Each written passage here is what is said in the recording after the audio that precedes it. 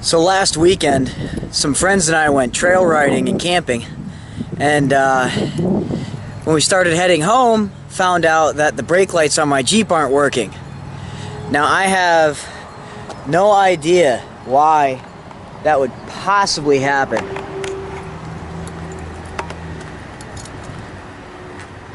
I have no idea at all what could possibly cause a problem with my brake lights.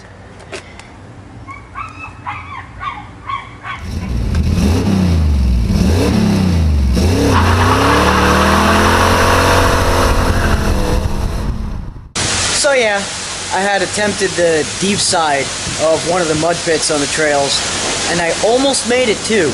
A little more speed than I would have. So I had to winch out.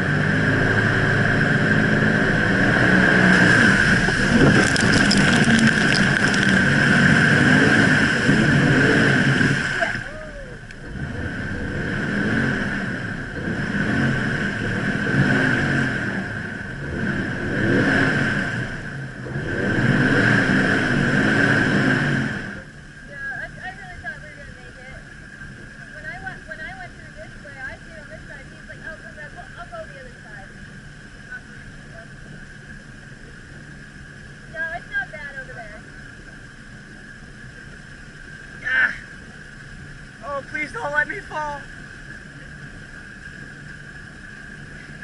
Oh, wow. I'm touching mud. This thing's freaking scary.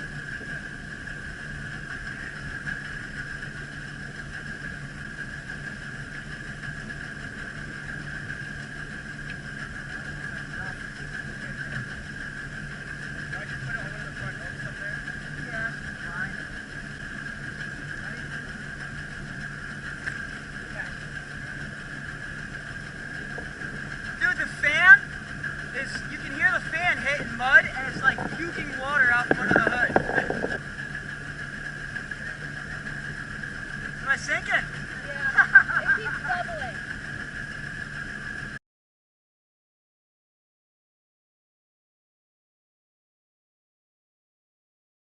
So now, it rained on the way home. This thing was actually brown. I had a friend see a picture of it and he thought it was somebody else's Jeep. But I gotta clean out the inside before I even attempt to crawl under here and check my brake light switch, because I'm assuming that got dirty. Maybe it has something to do with this, but I kind of doubt it. Turn signals and everything works, so it's just the brake lights.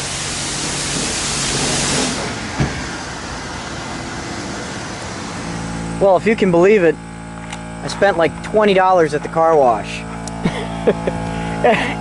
And a good half hour, if not more.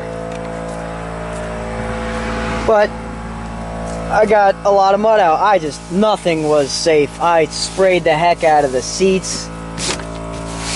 Everything. I should take the top down, let the sun beat in here and dry this off, because my butt's a little wet. Actually, I've got another top to put on this thing too. I might do that today, we'll see. First things first, I need brake lights to work. So my hazards work. I know the bulbs are good. I know the turn signals work. I can hear this clicking away in here. So I'm tempted to try that brake switch. I see it. Let's go there. Depresses there. So if it's opening still, it should work. I suppose before I throw a brake switch at it, I should be thorough and check the fuses. I don't know if that would be a separate fuse or not. Let's see. I couldn't remember if the fuse for the brake lights was under the hood or in the dash. It's in the dash, but this, by the way, is why I decided to run this type of serpentine belt. Helps to clear the mud a little bit better. Anyway, this is the stop lamp fuse, this 20 amp.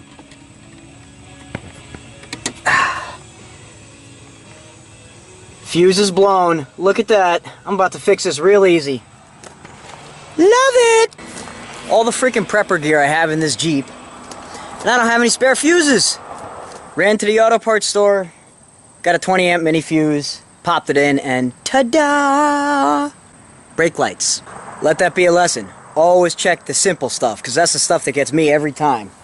I get antsy, I go for a bigger part, like I was like, well, my brake switch is probably bad. Nope, just a pop fuse. And so now I'm like 30 bucks into a car wash.